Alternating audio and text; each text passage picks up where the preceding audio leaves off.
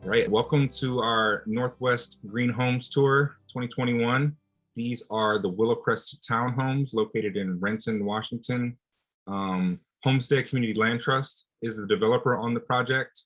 We are a member-based nonprofit whose mission is to preserve and advance access to permanently affordable home ownership as a means to create thriving, equitable, and inclusive communities.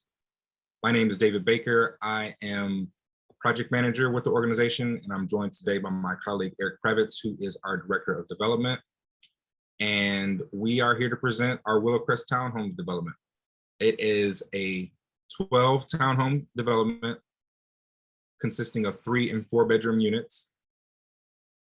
It is located in the Sunset neighborhood of Renton on land donated by the Renton Housing Authority. All of the townhomes are for sale. And because they are held in the Community Land Trust, they are permanently affordable for moderate income families. Now, some of the project highlights, we are striving for net zero. The property is fully electric. There's no natural gas on the property. And we also opted for durable and recycled content materials where we could. Now, as we view the exterior drone footage of the site, there are some hidden features that aren't really viewable to the eye.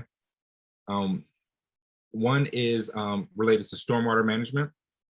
There is a detention tank underneath the parking area of the site, as well as a bioretention planter that abuts the site. It's actually a good angle to see. If you look here, kind of towards the bottom left, bottom middle of the screen, there's a small square planter, small rectangular planter, and then the parking area, almost the width of the parking area has an underground detention vault. And what those do is they help filter the stormwater from the site, about 90%, before it goes into Renton's larger stormwater sewer system. So the ability to treat the stormwater on site is, I think, a great addition to the overall system. In addition to that, we use native and drought-tolerant landscaping, as well as rain barrels for irrigation. And that was merely to reduce the water usage that we need to maintain the site and to keep the planting. Now, as I stated, one of our goals was to achieve net zero. And really that is a balance of how much energy we can generate. And that's mostly via the solar panels that you can see on the screen now. And then the usage, and that's dictated by the systems in the home. Hey, question here, Parimal here. Thanks for the tour. Can you hear me? Yes. What was the, sorry, I was a little late, so I missed maybe the first part. What was the total square footage, dollar per square footage price? The square footage of the units is approximately 1,450 square feet. And the sale price ranges between 245,000 to 315,000. So about $150 or so, give or take. Yeah, for the sale price, yeah. Yeah. Thank you. It's well designed. Thank you for sharing. Well, thank you. We're pretty proud about how it turned out. I'm excited to get new homeowners in there. If you're familiar with the Seattle market, these townhouses, if they were on the open market, would probably be selling 750 to 800,000. Yep. So great opportunity for moderate to low income families to be able not only to get a really nice home, but experience homes that are kind of on the cutting edge of sustainability. So we're hoping that we can kind of push the market in general to adopt more of these practices of energy efficiency and, you know, if not net zero, at least pushing closer to that. We worked with the Third Place Design Cooperative, and it was a pretty tricky site. As I stated before, it was on land donated by the Renton Housing Authority, and that land was located behind an existing RHA development. So it's not street facing. It has existing developments to the north and to the west. So the layout was informed by that, but I think even with given those kind of constraints, they did an excellent job with the site design. Pat asks, who was the builder? The general contractor on the project was Edge Community Builders. And so now I'm going to read a comment or a question from Tommy. I heard that solar panels are used. Are the solar panels optional? Since Pacific Northwest doesn't have similar sunshine percentage yearly as the southern states, which would be California, Arizona, Texas, for example, how much return on investment before the solar panel life cycle requires replacement? Now, I hope that my colleague Eric can help me with that a little bit. Well, just to expand on that, the solar panels are definitely not required in Washington State, as they are in some places like in Hawaii and California for new construction. But people always think that our climate is not conducive to solar panels, but they are actually surprisingly efficient in the Pacific Northwest. I think the biggest difference is that we have a very uneven distribution of sunshine, because we have very long days of light in the summer months and very short days of light in the winter months. But overall, they prove to be pretty effective in the Northwest. Our goal was to achieve net zero energy for the purposes of, the environmental benefits and reduce cost to the homeowners for electric utility cost. So we have not done a analysis of a payback per se for the investment in the panels. We are going to be collecting information, data from the project to determine whether or not our initial calculations on estimates for energy demand and energy generation are accurate, so that we can inform ourselves for future projects. But we applied for various grants to be able to install the systems that are necessary to meet net zero energy usage on the site. These homes are heavily subsidized because our model is to keep them permanently affordable, and we're selling them to households that are at 80% or below of area median income. So the homes themselves cost us about $550,000 each to build. The upcharge to achieve net zero is approximately $50,000 per home, but we're selling them to income qualified households at between $245,000 and $315,000. So all that subsidy that we received will stay in these homes in perpetuity, because the land trust model is such that we have a formula for resale price. So the homeowners will realize some equity gain over the time that they're living there, but the sale price will be capped so that when it's resold, it can be resold again to another household that is at 80% or below of area median income. The total cost of the PV on this project, I think we're around 83 kW, I think was the total. And excuse me. And the total cost for that system came out to be about $190,000. I'm not sure what you mean by the question of what is the price cap.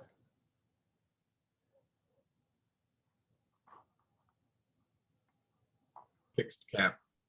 It's based on the equity accrual and the the price cap on resale. Oh yeah. So there's a resale formula, and it's designed to provide equity to the homeowners, but it's capped so that meaning that it's not based on the market. So even if home prices in the area are going up, if they go up 10% a year, the formula that is used for the home buyers when they sell is set in order to ensure that we can still resell it to another family that's income qualified. So that's the trade-off for somebody is, yeah, you don't get the full benefit of a raging real estate market in your equity. However, you're getting an opportunity to buy a home at a price that is substantially below what it would cost to buy the same home on the open market. If these homes were to be sold unrestricted to the open market, they would be selling for about $750,000 to $800,000. So, is it some percent of the gain? Am I correct in saying that it's the formula is 1.5% compounded annually? Yeah, it is a fixed formula. So regardless of whether the market goes up or down, the homeowner is going to achieve the exact same equity gain. So it limits it on the upside, but also protects them on the downside. There's no way that they're going to lose money.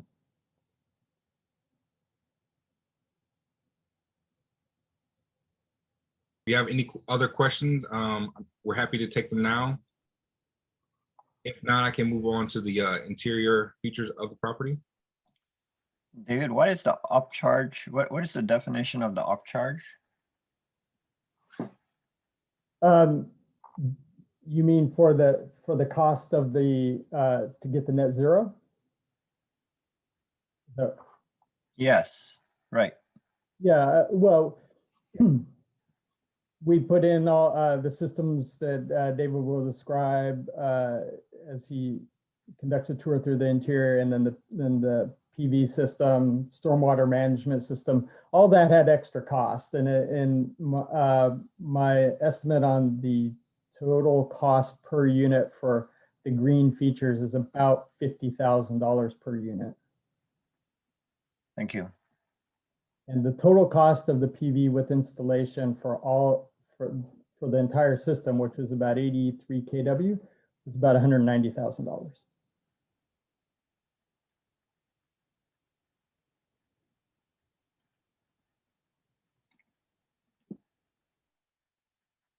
I have one more question about where is this? Where are you located? This is in Renton, in the Renton Highlands area.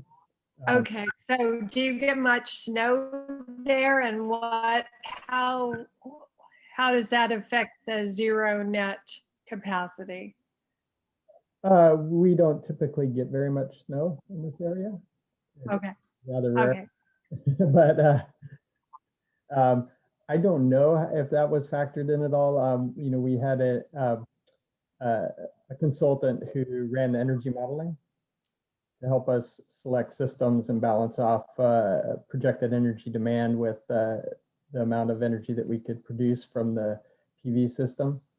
But again, I'm not aware of whether or not there was any accommodation made in the calculations for snow days, but they're fairly rare in this area. So Okay, thank you.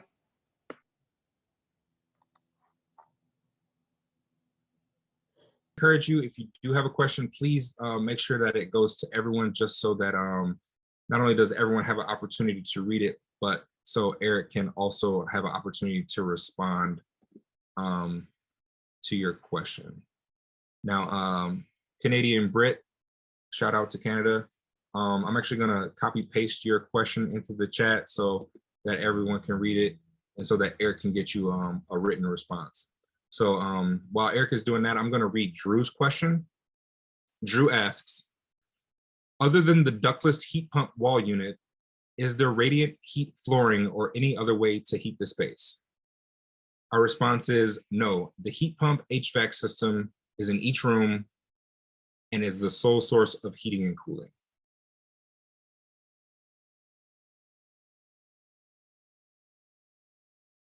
Canadian Brit's question was, has anyone designed roof tiles that also act double duty as solar panels?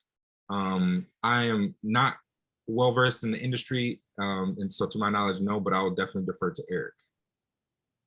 the only ones I know of are the ones manufactured by Tesla, and their solar side of their company. But I don't think anybody else does, and they are they're definitely a premium over just putting a asphalt fiberglass shingle roof on and then PV panels. So at this point, there aren't any other really cost-effective ways to get solar power into the home. I mean, there's a lot of technologies that are still in the developmental stage. Especially, I think most interesting ones are the ones that utilize a film on the glass of the windows that would be able to generate electricity.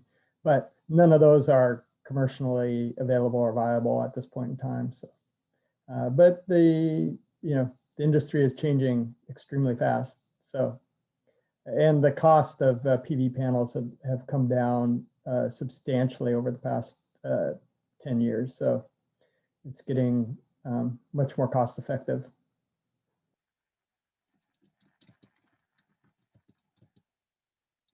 All right, so in terms of our interior features, we want to highlight 3 different categories. The first is water conservation. The second really speaks to the systems and the design features that we use to achieve net zero. And then the final will be our selection of durable and recycled content materials. Actually, now would be a good time to pause so we can go over to the bathroom, talk about our water conservation features. So each of our bathrooms, each unit has 2 bathrooms. They utilize dual flush toilets as well as water sense fixtures. That will be the sink and the shower heads. Those are basically to reduce the amount of water usage for each flush or for each second that the water is turned on. As well, throughout the property, the hot water pipes are insulated, and that's simply to reduce the amount of energy needed to keep the water hot as you go to take a shower or to wash dishes. Now, to continue our tour, I'm going to speak a little bit about what we did to achieve net zero. So as I stated before, achieving net zero is really a balance of how much energy you can generate on the roof, as well as how much energy the house uses, how much electricity the house uses. And so to minimize how much energy we use, I'm going to start with speaking about the insulation. And that we went so far as to insulate our foundation. That is the very foundation of the house. The entire slab, as well as the foundation walls, are insulated. and that is to minimize the heat loss through the ground floor of the building. As you can imagine, concrete is a very cold material that takes a lot of energy to heat. So as we think about that bedroom and that bathroom on the first floor, having the foundation insulated really helps minimize the amount of energy needed to keep those heated. The walls of the townhomes utilize 8-inch framing, and that allows us to have 2 layers of insulation to provide at least 43% energy savings beyond the Washington State Energy Code. The windows, as you can see, all the townhomes have very large windows that let in a lot of light. We're able to maximize the efficiency of those by having low emissivity coating on the interior and the exterior.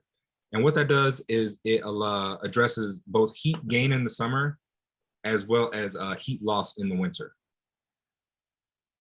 In terms of our heating and cooling, let's see, there should be one in this room, might not be visible.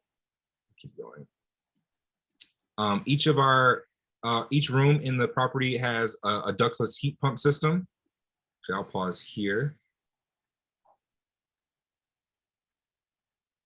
This is an example of our ductless heat pump system. Each room has its own. It provides both heating and cooling to the property, and because you can control individual rooms, each one has its own zone. Now I'll also use this room to turn around and show you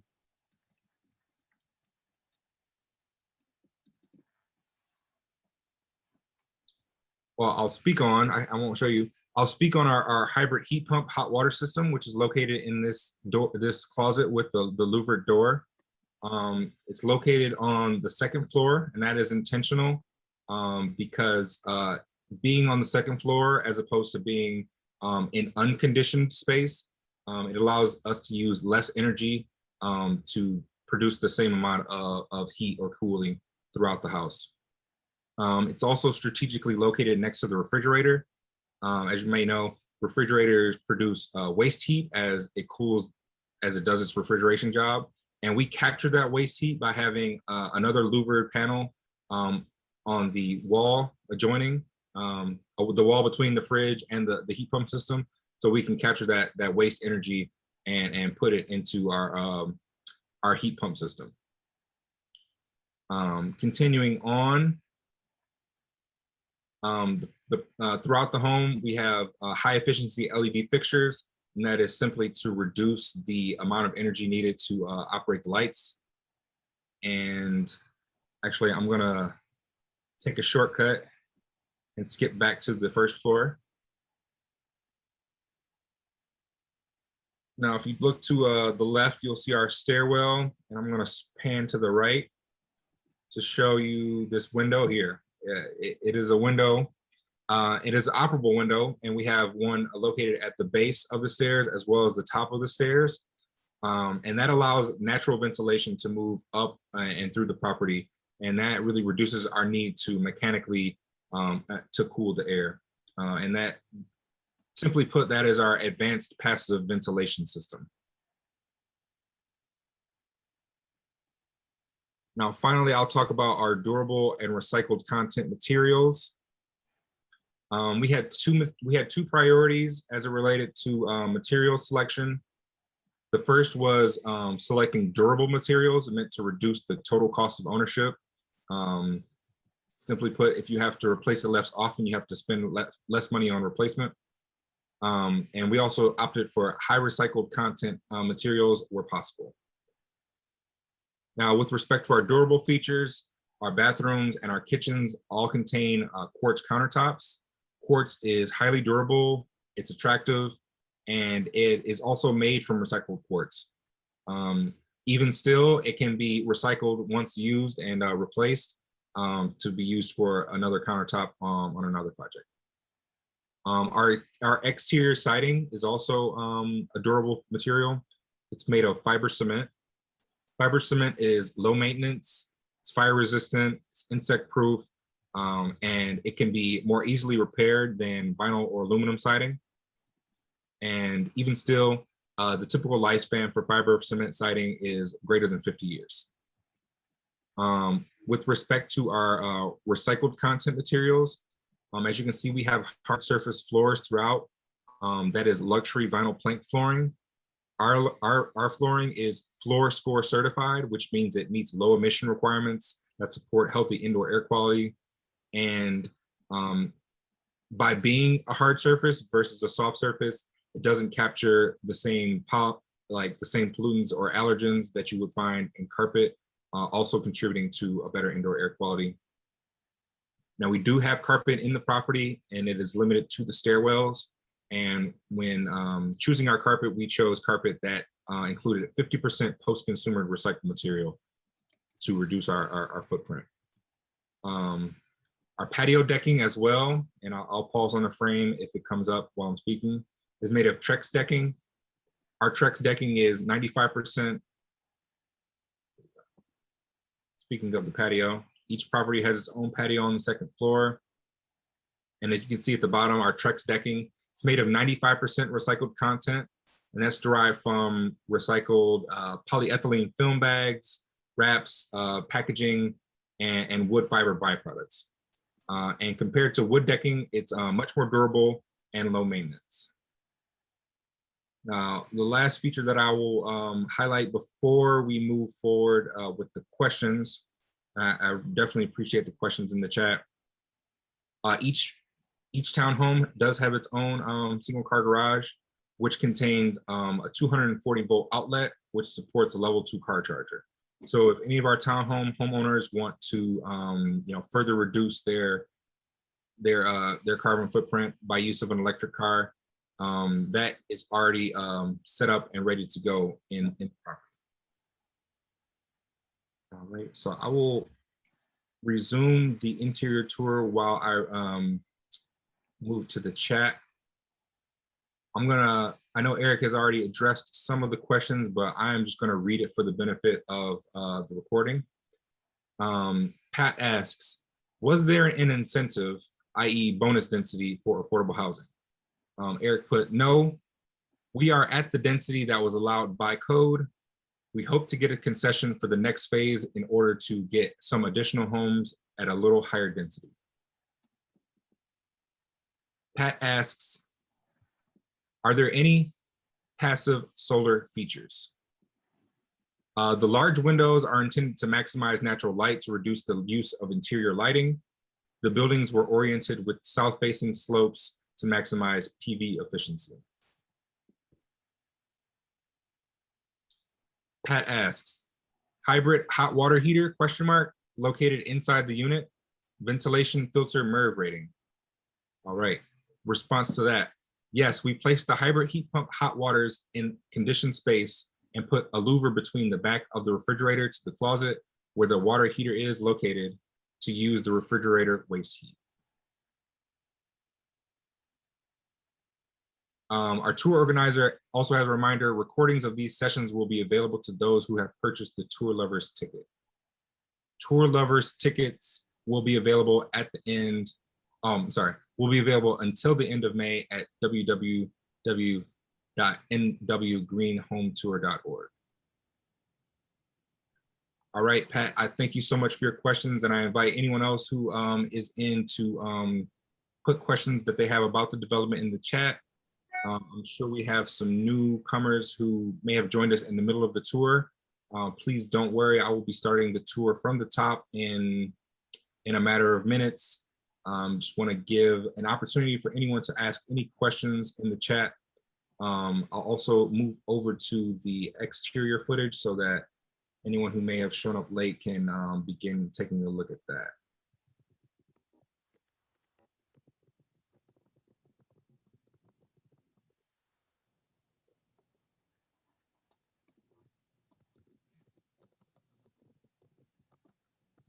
I really appreciate the questions and comments that you all have. It really helps us to get a sense of which aspects of the project are important to you, whether that's the development side with the numbers associated with different features, whether it's kind of the technical specs of some of the features that we included, or maybe you have questions about Homestead Community Land Trust and our model. All of those are fair game. Just please feel free to put those in the chat so that Eric can give you a detailed written response, as well as give me an opportunity to read those aloud for everyone to hear on the recording.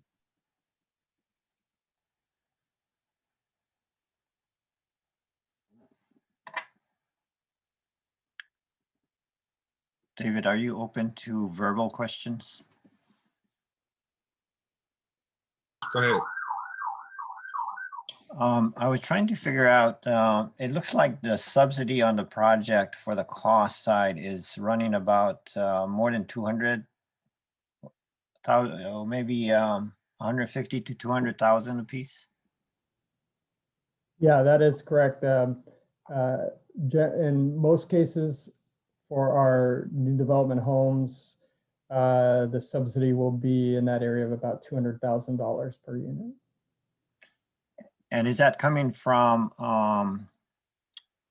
housing trust funds or foundations, or how are you raising that? That's a really good question. Each project is different. This particular project actually had 11 different sources of funding in it. So, and I've been doing affordable housing for 30 years, and this project had more sources of funding in it than any project I've ever done. Those sources included both public and private sources.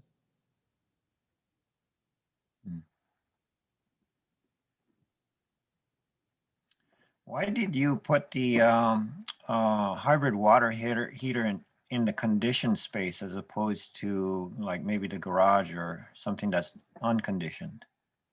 Yeah, that was one of the, when we initially were looking at the layout of the homes, we had anticipated putting the hot water heaters in the garage. But as our energy consultant did the modeling to help us figure out how we were going to get to net zero energy usage, one of the issues that came up was by relocating the hot water heaters into a conditioned space, it reduces the energy usage of those heaters because they're not subject to being in a much cooler space and don't have to heat as much. We also maximize the ability of the heat pump system to utilize warm air, not only in the unit, but to pull waste heat from behind the refrigerator. So that's why they are in the location that they are in. But in the winter, don't you need that waste heat for the space heating? No, even though the hybrid heat pump hot water heaters discharge cool air, because in the process of taking the heat from a room and heating the water, they discharge some cool air, but the heat pump HVAC system is so efficient that it is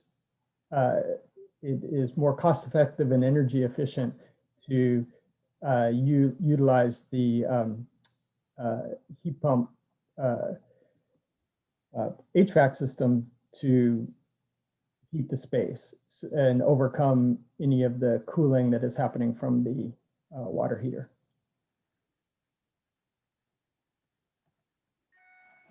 On ventilation, is it, do you have HRVs on the ventilation? No, we didn't. That was one thing we looked at, but ultimately, you know, in trying to come up with the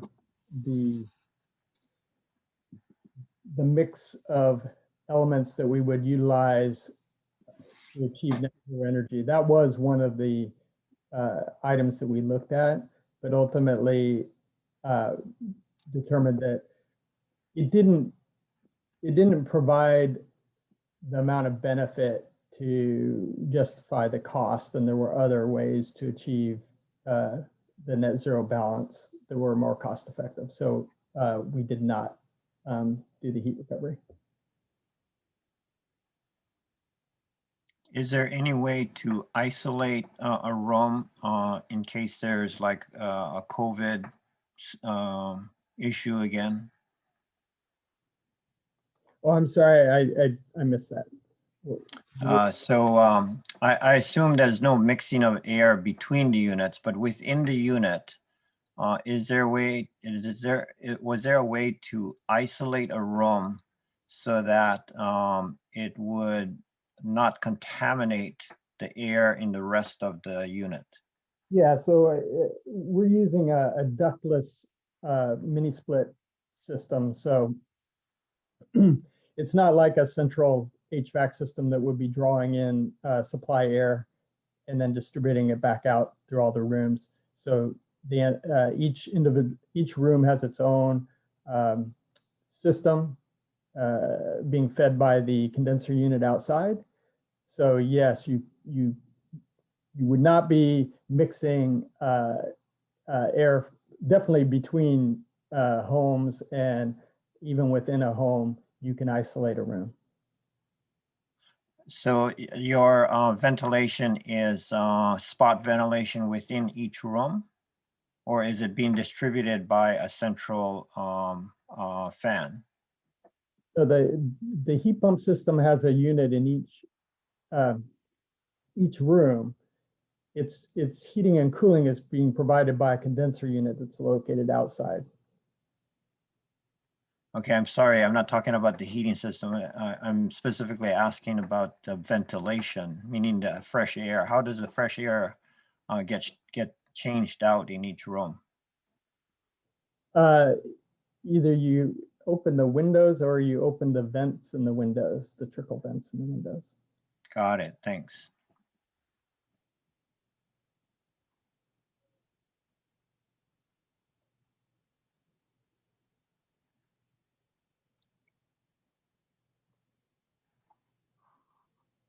Any questions? Please feel free to unmute yourself or drop it in the chat.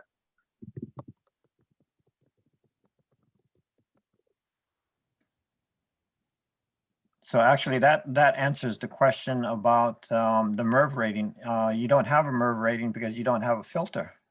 There actually are filters in the units, in the rooms. So each one of those wall-mounted units has a filter in it.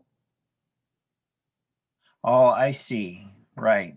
To recirculate the air within the room and clean it at the same time. Correct. And then each bedroom would have its own heating unit then. That unit, wall-mounted unit, provides both heating and cooling. Right. And each room, let's say if you have two rooms, let's say 3 rooms, you have living, kitchen, dining, and 2 bedrooms. Each of those 3 spaces would have its own header. Correct. All the rooms have their own wall-mounted unit and their own thermostat.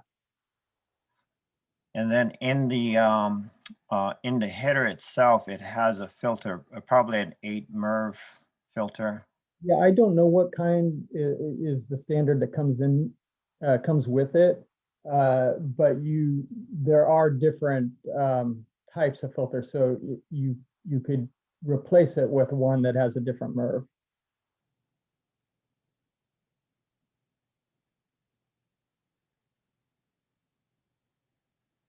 Yeah, I'm looking at a filter, a pleated filter now that is as high as 16, which is supposed to be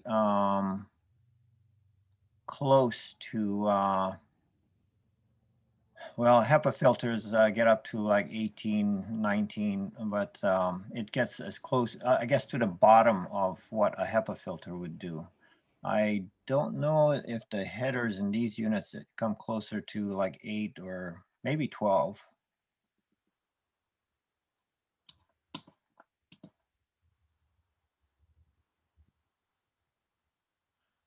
Well, excellent presentation. Thank you very much, you guys. Well, thank you. I'm gonna just go back to the drone footage so that you can see the exterior of the site. Once again, the drone footage does show that each building has solar panels. For those of you who may have had questions about the detention tank, that is located here in the parking lot. And then the bioretention planter is located here on the bottom left of the screen. It's quite small, but like I said, it can handle about 90%, it can filter about 90% of the stormwater from the site. All right, I have a question in the chat. It says, does each unit have some sort of backyard? The answer is yes. Each unit will have its own private area. So you will be able to, have your own little grassy patch as well. Each unit has a second floor balcony, so you can have outdoor space that isn't necessarily on the ground floor. But yes, the answer is yes. Each unit does have some sort of backyard.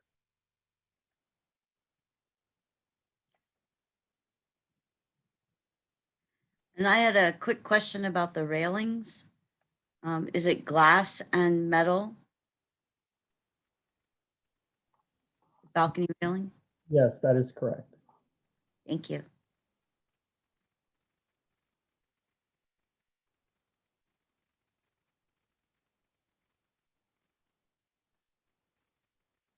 And the roofing is architectural laminate?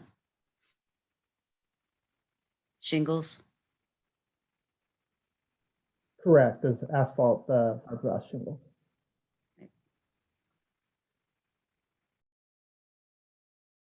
Lucy Johnson says, well thought out townhomes, kudos. Thank you so much for the compliment, Lucy. Having been in the townhomes, I think that the Matterport that you're looking at right now is great, but it definitely doesn't do the property the real justice. I think one of my favorite features, which might not be a green feature, is that the third floor, the bedrooms and the bathrooms, they have really high ceilings, which means that between those and the large window, it just feels really spacious. Yeah, I think it'll be a great place to live for these families. Yeah, thank you all. This was our first project where we tried to achieve a net zero energy. And so we learned a lot in the development of this particular townhouse project. And we are utilizing much of what we learned here in the design of our future projects. We have one that should be breaking ground this summer in Tukwila, which is 18 homes, duplexes and single family homes. And we're incorporating a lot of the green spec that we developed here at Willowcrest into that project as well.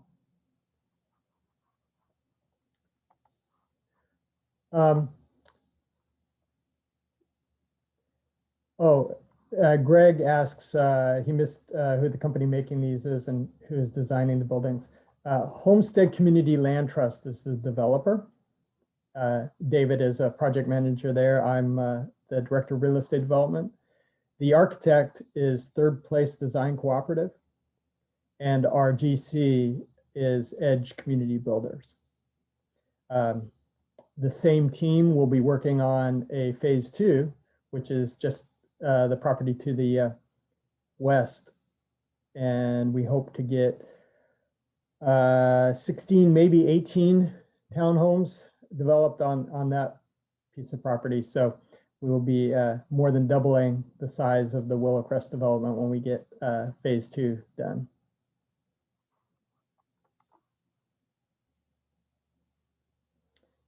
Thank you, Dean. We're pretty proud of this development.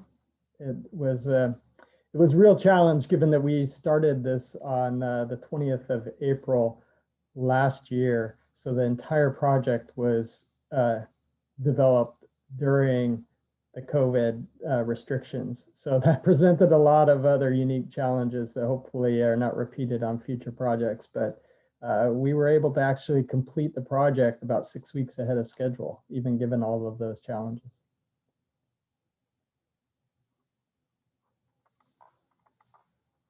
If you'd like more information about Homestead, our organization, You can visit us online. Our website is www.homesteadclt.org. That's homestead CLT as in communitylandtrust.org. It'll have links to the Willowcrest website, as well as our other projects under development, including the ones that Eric mentioned earlier.